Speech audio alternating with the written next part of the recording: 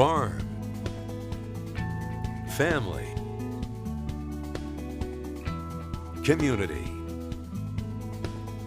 This is Midwest Farm Weekly.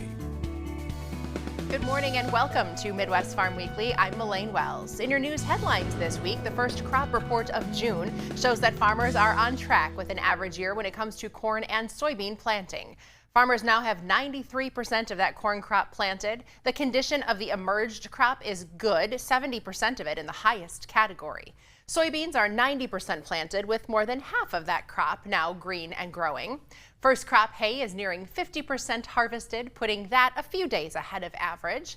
Condition of the hay crop fell slightly in the last week, but nearly 80% of it remains in good to excellent shape. Winter wheat is 26% headed. That's running about 5 days behind last year. China's imports of American soybeans and pork plunged to zero in early May, and they have yet to recover despite the U.S.-China tariff truce. One farm owner says 60% of U.S. soybeans end up in the export market. China buys more than half. Overseas sales of soybeans from the next crop are currently running about 79% below the average of the past 5 years, and that is according to USDA data. Corn sales are 49% lower. Right now, we're being impacted in the fact that China would normally be buying soybeans out of this year's harvest from the crop that we've just planted. Any way you look at it, it's going to cause us to look for new markets, new trade partners to work with. But creating more markets at home is easier said than done. That's because the U.S. cattle herd is already at the lowest since the 1950s, and that is curbing demand for crops and feed rations. Farmers are waiting now for details on the current administration's plan that could create higher demand for crop-based biofuels. Bird flu has now wiped out 95% of the Southwest's largest egg producer. Hickman's Family Farms in Arizona was forced to cull 6 million birds over the last week. Bird flu across the U.S. has impacted around 173 million poultry, 13,000 wild birds, and over 1,000 dairy herds. CBS's Natalie Brand brings us the latest. You might not notice the changes right away, like the extra mesh around the flamenco exhibit, or ponds drained in the Reyes enclosure, and caretakers taking extra steps to sanitize and guard against unexpected visitors like this wild mallard, which can potentially spread the bird flu. I'm going to clean this pool completely. I may even actually bring in some bleach and bleach this pool, knowing there's a potential risk of contamination. The Smithsonian National Zoo is taking the extra precautions in the face of an intensifying virus that's threatening not just birds, but mammals, including big cats. What makes this year different? The fact that it's never really gone away. Sarah Halliger, curator of birds at the National Zoo, says the intensity of the outbreak nationwide has triggered renovations like this netted structure made of steel and heavy-duty mesh. If we have an outbreak, we can move our flamingos onto a permanent covered enclosure, keep them safe, close off one of the pools. They'll be really protected. So far, the animals here have stayed safe, but Chief Veterinarian Don Neifer acknowledges the risk. For me, it's really not a matter of if it will come here. It's more responsible for all of us to assume that it is going to come here at some point. He says the virus is now impacting all facets of life. This virus has implications for agriculture, for public health, for conservation, for our own pets. It moving through other species isn't new. It's the number of species it's moving through. While the bird flu isn't top of mind for everyone, Is bird flu on your radar? It was not. Nurse Jenny Hall calls the preventative measures comforting. I think it's great that they're trying to protect the animals to protect the people. Zookeepers say making people aware is an important step in keeping everyone safe. A farmland study here in the Midwest is trying to figure out some best practices to save topsoil. Doug Edmonds is a professor of Earth and Atmospheric Sciences in the College of Arts and Sciences at Indiana University, and his team is now studying how weather, water, and land interact to create rivers, deltas, and coastlines. By understanding floodplain dynamics, the goal is to offer some practical ways to conserve soil. This year, a 50-year flood hit his research grounds in Indiana, and this offered the team a glimpse into how these bigger events can change farmland over time. What I think is really exciting about this kind of work is that there's some really basic science questions that we're trying to understand. We want to understand how these landscapes change over time. And that may seem, and again, that's really basic, but that has a major impact for the people who depend on these environments, for the farmers who farm them, to try to create better practices that are more sustainable. In addition to monitoring groundwater and placing sensors in the soil, the team is using a drone to measure the sand and sediment that was moved by this massive flood. We send our congratulations to Finger Family Farm in the Peshtigo area for earning the 2025 Energy Efficiency Excellence Award. Founded in 1872, Finger Family Farm looks at their energy use the same way they look at their land, with care and constant improvement. They have swapped all of their lights for LEDs, installed energy-free cattle waterers, added variable speed drives to save energy on milking, and they also made history becoming the first farm in Wisconsin to install a milk storage silo with a built-in cooling system. It takes milk from 55 degrees to 38 in minutes, and that improves milk quality, and it uses way less energy. So congratulations to this 5-generation dairy. Oconto County's Breakfast on the Farm event is happening this weekend. On Sunday, the Hudkevich family will welcome the community to their harvesting and trucking operation in Lena. They are proud to be some of the many hands working to keep Wisconsin's dairy industry strong. I'm really excited to host it. It's an opportunity for me to open up my farm to the community and show everyone around the area what we do and the roles we play in agriculture. Although we're not a dairy, but we do a lot of things for dairies. Mitch bought his first plot of land in 1998, the piece of property that once housed his great-uncle's farm. Since then, the operation has continued to grow and diversify. We are a grain business. We also do a lot of custom work, bulk feed commodity, hauling, trucking. We currently farm around 4,500 acres. The evolution of farm equipment will be on display at Breakfast on the Farm. Standing behind me, we have a 16-row John Deere.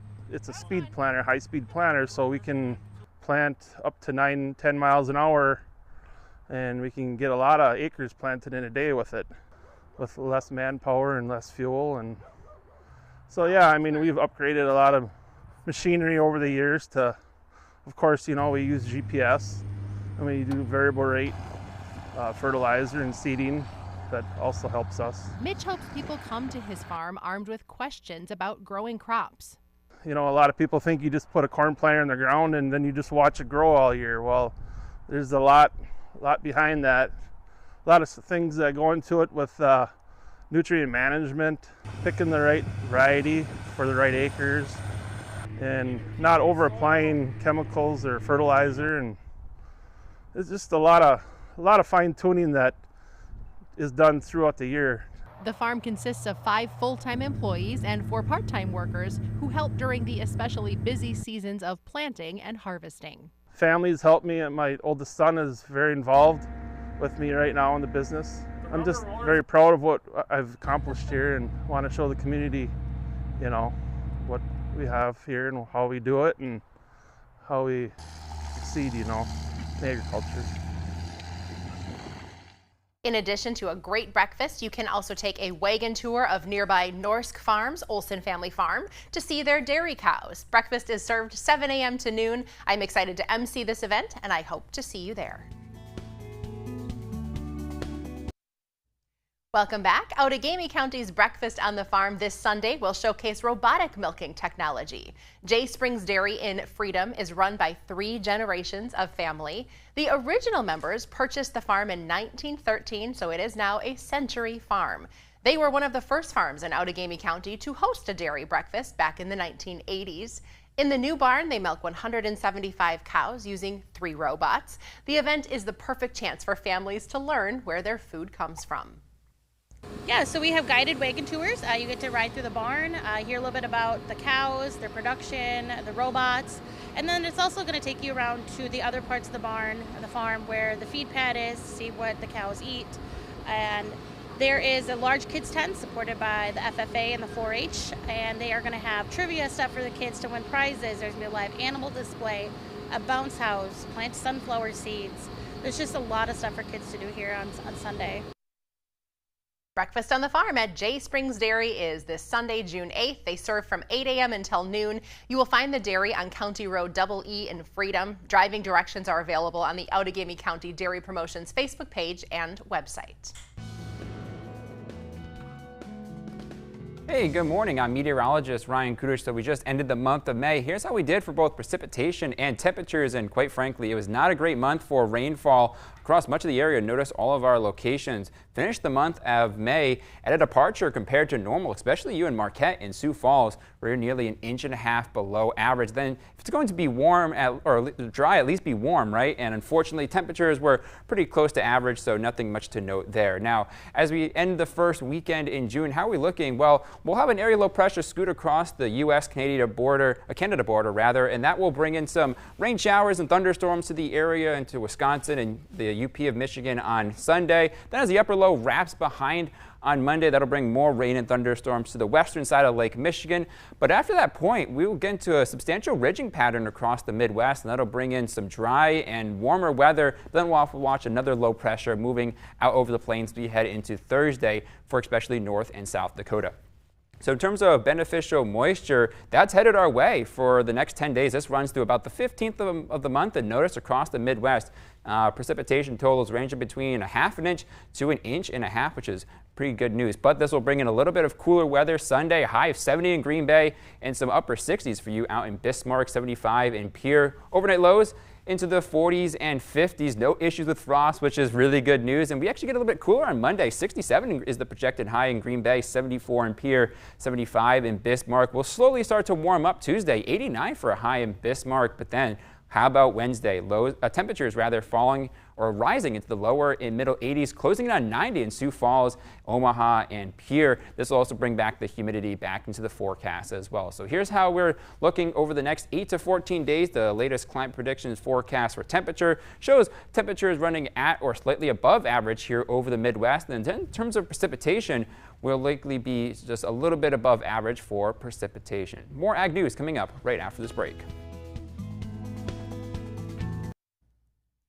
Breakfast on the Farm is a Father's Day tradition in Kewaunee County. Elna Farms is excited to welcome the public back to show them what has changed since the last time they hosted in 2008.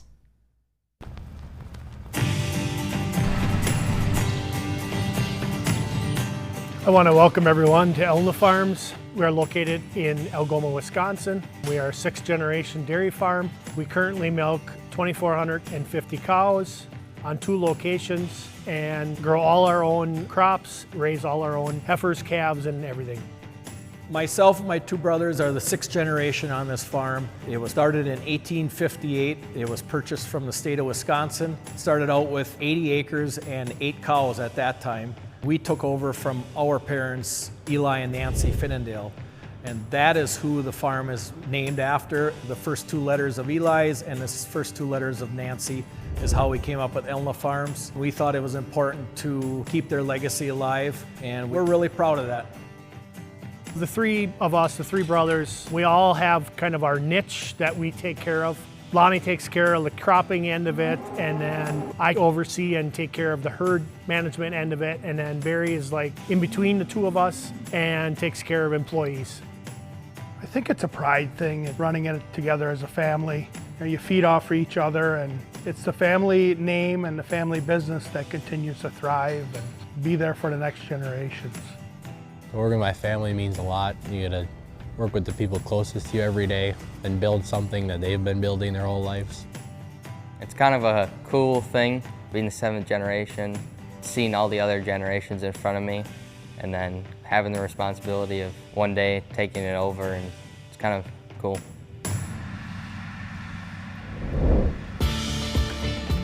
We really have incorporated technology into what we do, whether that be on the dairy side or the cow side or into the production of crops. We grow about 1,200 acres of wheat. We usually grow about 1,200 to 1,500 acres of alfalfa, which we harvest 4 times a year. And we usually grow about 4,000 acres of corn, 50% of that is harvested for silage, the other 50% is harvested for grain. We do most of all of the cropping ourselves. Planting is all done in-house, harvesting is all done in-house.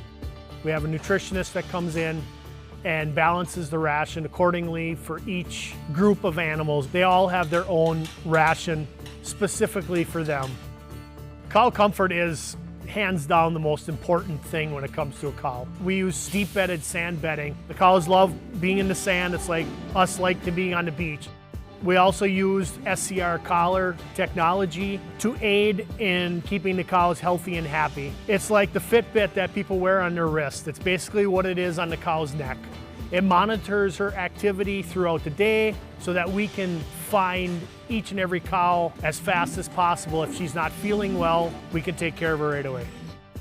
I enjoy the pride that comes with it to know that you're feeding a lot of people. It's not just the community here, you're feeding millions of people everywhere, and everything comes back to a farm. Take a lot of pride in taking care of our animals and keeping a neat and clean farm for the public and supporting the community around us, and then growing good crops and taking care of our workers and making sure they're all good. We have a lot of employees that have been here a long time that have currently seen the farm grow into what it is now, that are a very important part of it. And on a day-to-day basis, they're what makes this facility operate. Good morning, everybody, and welcome to the Kewaunee County Breakfast on the Farm. We're very excited here at Elna Farms to be hosting Kewaunee County Breakfast on the Farm. We last had it in 2008, so it's been a little while, and a lot has changed on this facility, and we're very excited to have everybody come out and see what we do on a daily basis. It'd be cool just to have the community come here and just see like where their food comes from and all the different things that we do on our farm, and kind of see how we make stuff efficient and do stuff in a timely manner. There'll be stuff for the kids, tours for the people, tractor tour, wagon rides throughout the farm, explaining different things for any of the people that come. I hope to see all of you out here on June 15th, 2025 at Elna Farms for a little breakfast and a little sightseeing and a little education. So come on out for Kewaunee County's Breakfast on the Farm.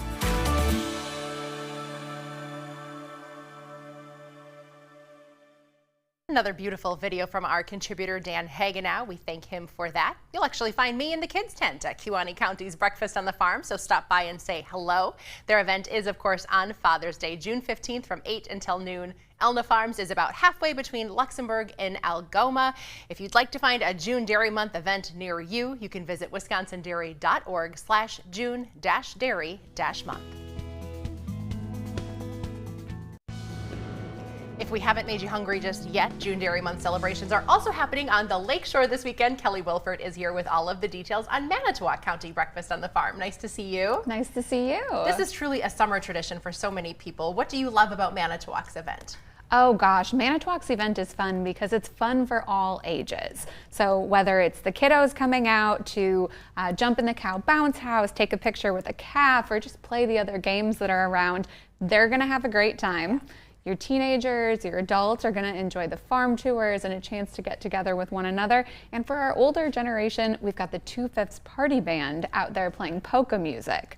So regardless of what you're looking for your Sunday morning, on top of a delicious breakfast, you're going to have a great time. And you guys have some unique items on the breakfast menu. I saw grilled cheese is always a hit. Yes, that's actually something we added a few years ago. So we've had a long history of a delicious egg, ham, and cheese omelet made in our giant frying pans, along with sausage, cinnamon bread, the grilled cheese that you mentioned, cheese curds, both fresh and fried. Oh, wow. And of course, a variety of cheeses, you know, just to help highlight Wisconsin's 600 different types, styles, and varieties of cheese. Tell us a bit about the host farm. So our host farm this year is Twin Elm Family Farm, the Wagner and Lubke families. So Dale Wagner and his wife bought this farm back in 1986. So although it was a family farm before that, it's transitioned into a different family. But they've also transitioned into a new generation.